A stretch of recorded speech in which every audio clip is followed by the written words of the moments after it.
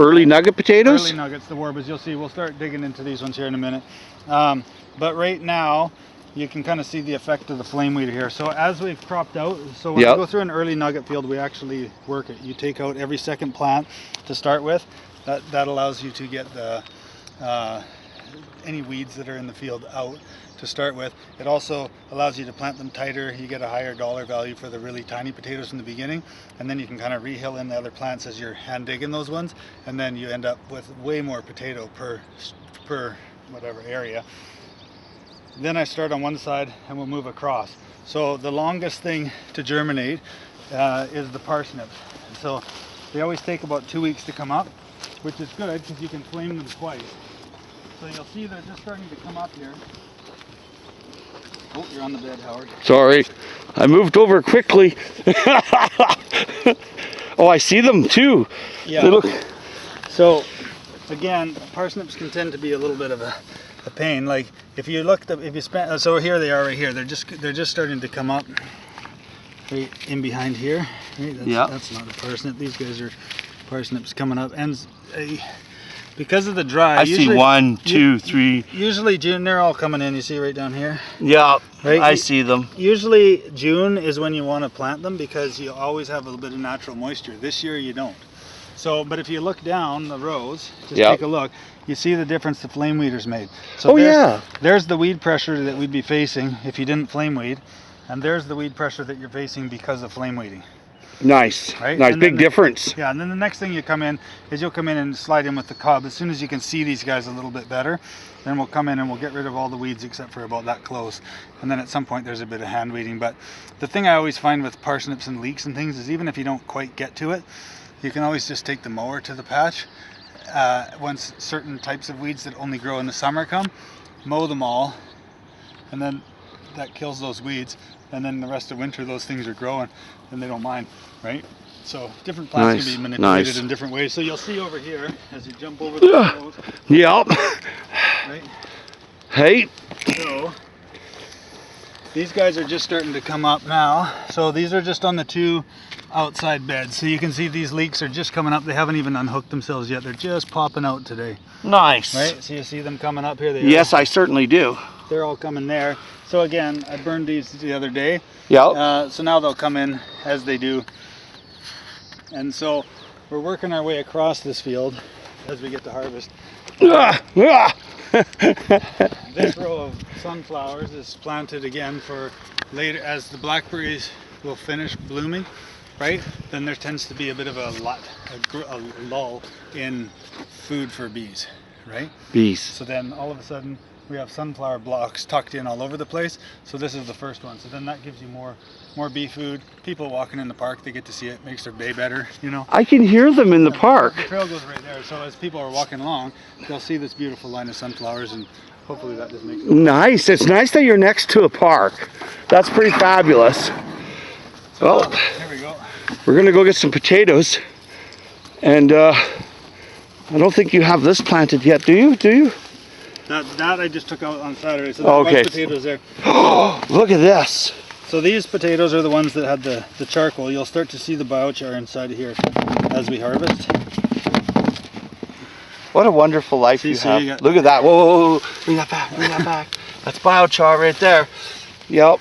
That helps pick up minerals, and then the roots can grab it from the biochar. Fantastic. No tool needed, just your hands. I can step out here, Dave? You can step over there, yeah. Thank you kindly. It's just so I get a better angle here. Pretty fabulous. So these little early nuggets are getting pretty big. Yeah, they are at that. So we're almost done this section. We only have 3 more rows to go out of like 20 that we had here. Yep. And then I'll switch over, and then we switch into the Yukons. What you'll see on the far side over there is actually that block of potatoes that's right there. Yeah. Those are all Ozettes. Oh, nice. Those are big potatoes. Yeah, you know the Ozettes, the ones that they grew on the San Juan Islands and that. So they're long, right? They're long and they're narrow. Yeah, they're similar to the Haida potato, the Kassan. Yeah, the Kassan. I have those. Yeah, I grew those for a few years, and then they started to get kind of morphed out on me.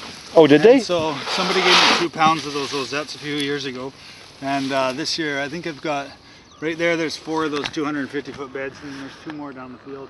So that's pretty good. From 3 years ago I had 2 pounds of them, and now we're able to do that. Organic food. This is how it's done. And this is the pro right here, Mr. Chambers. And he loves his job. He loves looking after nature. He's a great steward. His whole family is. They're into saving farmland and looking after the land. They know there's people coming after them to farm this one day. So they're great stewards and good people. I love them. People don't tell each other enough that they love each other. You know that? Yeah. That's a big thing with courtesy in this world. There's no honor if you don't have courtesy and no love. So I've been getting into it. A good friend of mine, he's a street pastor, has been teaching me that people just don't tell themselves enough, and others, that they love them. It goes a long ways. It disarms someone that's aggressive even. But we're here to see our organic farming, not... Good words, Howard. Yeah, it is. Thank you kindly, Dave. I've learned a lot from Dave Chambers over the years. And I you. Well, thank you. You're very kind. Always an inspiration when Howard shows up with his enthusiastic tidbits of random knowledge that makes everybody's life more enriched. That's the good part about sharing. Sharing is caring, dude. Yep, absolutely. Yep. Wow, I can't believe the spuds. They're so nice. I think I'm going to have potatoes and halibut for supper. Yeah. Yeah, that's the thing. So then we'll follow this field here. So we've got the parsnips on one side, then the leeks are in now. Yeah. And those transplants that we were looking at down by the greenhouse. Yep. Then it'll be cauliflower, Brussels sprouts, shooting broccoli for the winter, and we'll keep moving across here. And then just on the other side of these sunflowers, there's a big block of shallots we'll get over to, because it's probably about, I just finished pulling all the overwintered Walla Wallas last week, and we've sold all those, so now we'll switch over into the shallots and start selling young shallots, because I have 2 blocks of them, so it's okay if we go into them a little bit early. Oh, look at it. It just doesn't end. No, but you see, you keep finding the charcoal all through it. The biochar, yeah. It has to be in the soil. And so the thing about the biochar, and this is where you really got to be careful, is sometimes you give people a good idea and then they do bad things with it.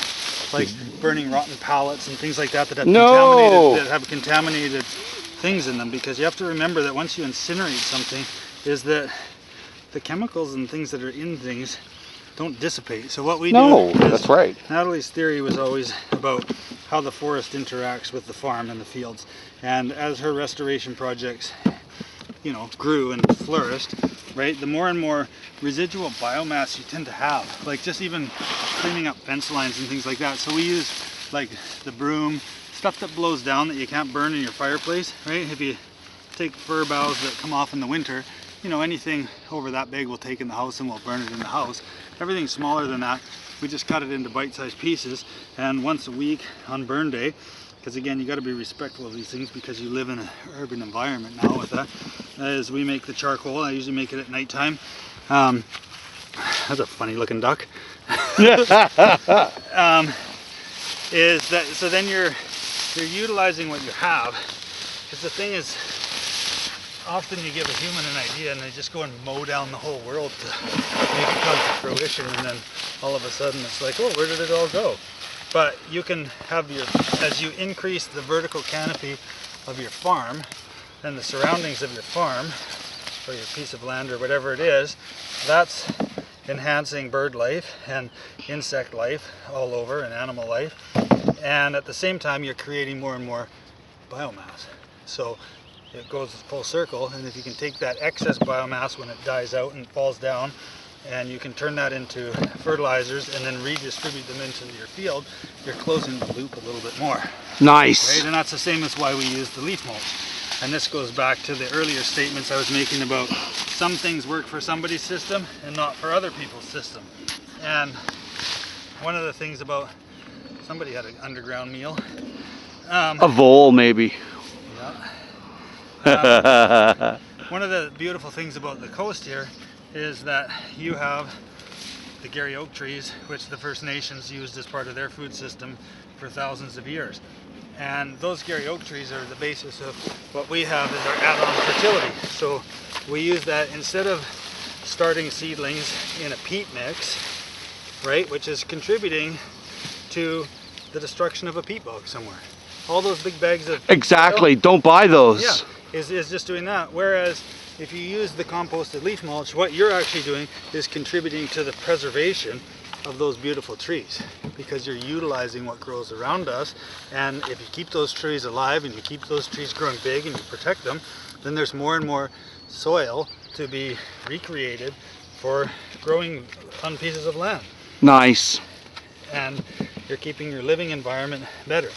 And just by doing simple actions like that, you're keeping the endemic pollinators and the endemic species that go with that ecosystem alive just by preserving it and having people know that. I like that. This is Howie Jones, all the best. This is Dave Chambers, harvesting spuds with great intel. Save Mother Earth, plant a tree, don't buy peat moss. Do not buy peat moss, use leaf mulch. Much love and respect. Yeah, and the other thing about the composted leaf mulch is because it comes from trees and it's a leaf, you don't have weeds. Right? You don't have weed seeds in there. You know, sometimes you take compost and somebody's like, oh, I'm going to compost a straw bale. But a straw bale is just full of grass seeds. So if you notice those trays of seedlings down there, they never were weeded because there's no weed seeds in the oak mulch. The worst thing that's going to happen is you're going to have a free tree show up. All the best.